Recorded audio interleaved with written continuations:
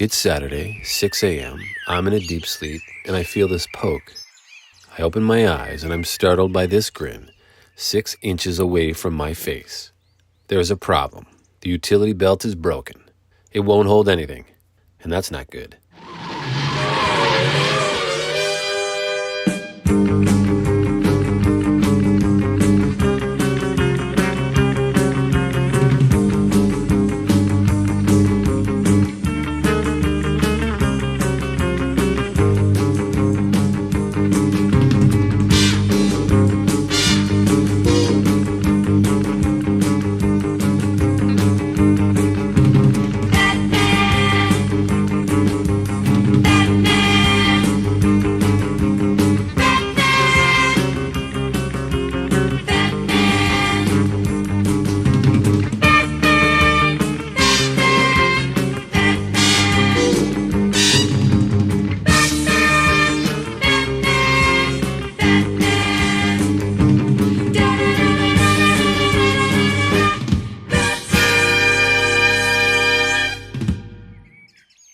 As it turns out, it's a great accessory for any costume.